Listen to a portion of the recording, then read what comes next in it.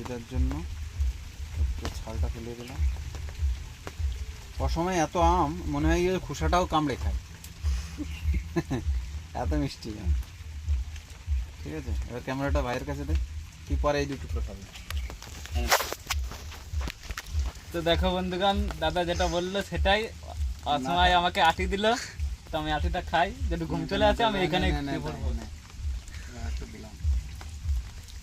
ভগবানের দান। দারুন দারুন দারুন।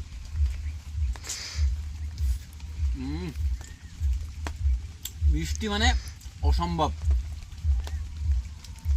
বাজারে এখন যেটা আশ্বিনী আম পাওয়া যাচ্ছে শেষের দিকে, তার থেকে কমসে কম 10 গুণ বেশি মিষ্টি। আশ্বিনী আমটা টক মিষ্টি, কিন্তু এটা পুরো টকের কোনো গন্ধই নেই, হয়তো খেয়ে যাচ্ছে, কোনো কথা নেই। এরকমটা গাছ পাকা আম, তাই এত মিষ্টি। আর যদি দুদিন ঘরে রাখা হতো, মিষ্টির পরিমাণটা আরো দ্বিগুণ হয়ে যেত।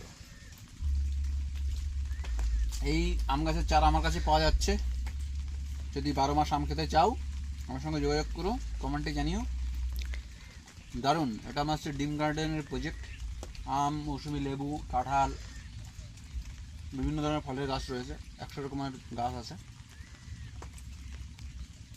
আঠিটা দাও, এই আঠি বলছি, খোসা।